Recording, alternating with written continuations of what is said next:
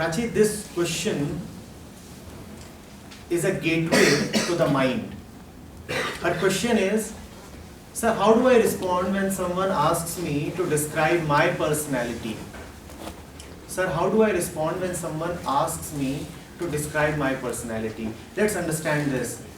Why must I ask, sir, how should I respond when someone asks me about my personality? Why is this question important to me? Because I am concerned what the person will think of me, first of all. So you see, you have lost the battle at the outset itself. You have lost the battle right in the beginning. You are so bothered about what he would be thinking of you. So do not ask me, sir, how should I respond when someone asks me about personality? Say, Prachi, that, sir, what is personality? That is sufficient. Do you understand the difference between these two questions? The first part of the question, the way she put it, it is other-centric. Sir, what should I tell him when he asks me about my personality? Forget about him. A more genuine question is, sir, what is personality? If you know what is personality, obviously you can tell it to anybody when asked. But you see, that's the way we have lived. We do not bother whether we know it. Even when we want to know so that we can tell somebody. Look at the way you study. You don't study because you want to know. You study so that you can write it in the examination paper so that the examiner can read it. You study for the sake of others. You don't ask this question because you want to understand the term personality. You ask it so that you can listen to this answer and then quote it in front of somebody else. Sir, how do I respond when somebody asks me what is personality? Why is that somebody so important to you? Your own understanding must be important to you. If I understand, then of course I can tell anybody. Why is it so important to you what the examiner thinks of you? But that's the only thing that is there. You don't study out of your love. You study out of fear that the examiner may fail me, that somebody else may not approve of what I am writing. And then there is no life in that knowing.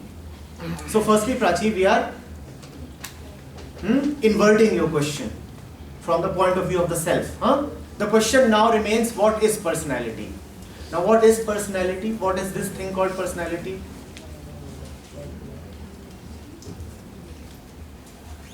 We have talked earlier of how we borrow our sense of self from outside. How we borrow our very identity of who we are from outside. The expression of all those identities is called personality.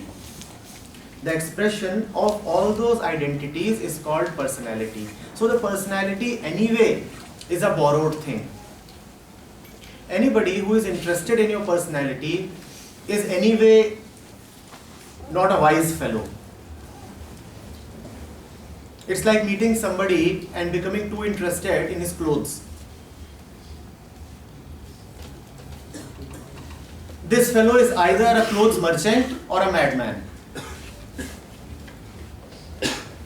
This fellow either runs a garment shop or is a madman. Personality is like your clothes, an outer covering, an outer layer that has come from the outside. Personality is not what you are, not at all. Personality is what you wear. Wear not in the sense of clothes. Wear in the sense of putting upon yourself. Personality is your external layer. Why must I be interested in your external layer? Why must anybody be interested in the external rather than the internal? A person interested in the external surely has no eyes to look at what is essential, what is internal.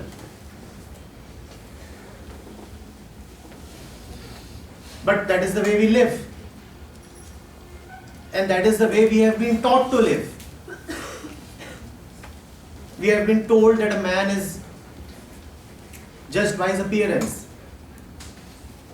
We have been told that all that is all that appears. We have been told that ultimately what counts is success. Nothing succeeds like success.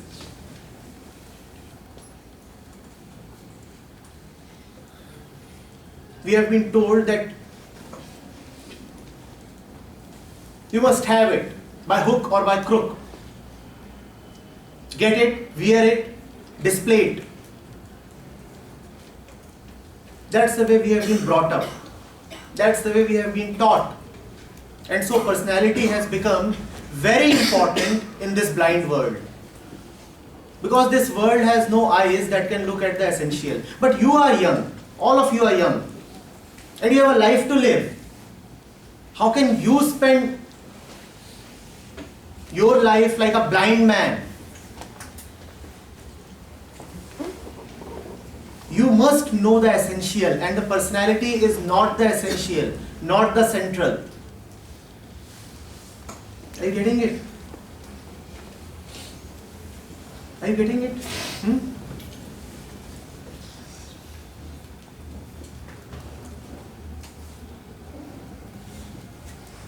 Personality is what you wear.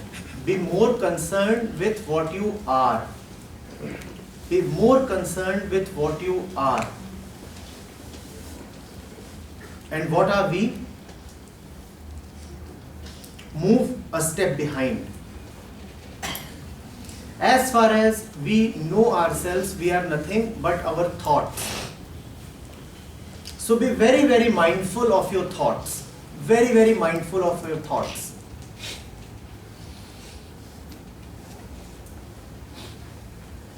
An obsession with personality means that I do not care about what is going on here because it is not visible. Actions are visible, my facial color is visible, clothes are visible, my way of walking is visible, but thoughts are not visible, so I won't bother about them. That's what an obsession with personality does. It makes you forget what is a little more important than personality, the content of your mind.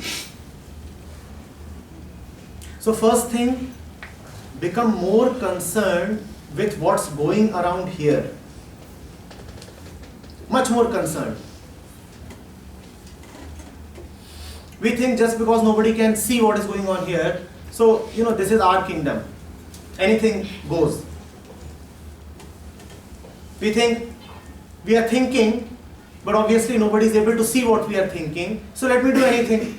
Let me roam about anywhere. Let me harbor any kind of thought.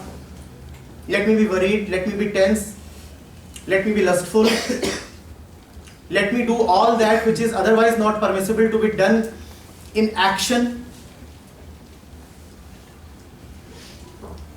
If I go and kill somebody, then I'll be arrested. But at least I can think about killing that person and derive a pleasure out of it. Because nobody can see the thoughts. So it's alright, keep thinking about killing that person. And that gives a certain satisfaction. I can plan about doing this and that with him. And no law can punish me. Yes, law cannot punish you for your thoughts. Law surely cannot punish you for your thoughts.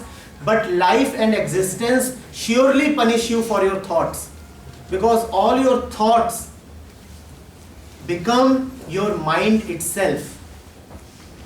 They cause a permanent change, a permanent deformation of the mind. Are you getting it? Be much more bothered with them. Do not think that just because they are invisible, nobody can track them. So, I go scot-free. Do not be concerned about what others can do to you. Please have some sensitivity towards yourself and be much more bothered about what you are doing to yourself. Your thoughts punish you. Your thoughts punish you. Or let's say that to have thoughts is a punishment in itself. You do not require an external agency to punish you. Be very mindful of what is going on here. Look attentively at your beliefs. See how quickly you have been able, or rather you have let yourself borrow the ideas of what means success in this world. What is the meaning of the word career? And all of these are deep-seated beliefs in the mind. Be much more concerned about them, Prachi. How come I have just borrowed and just blindly accepted the meaning of the word life? How come others have written the script for me and I have internalized that script? Be much more concerned about that. How I am living my life just the way others live.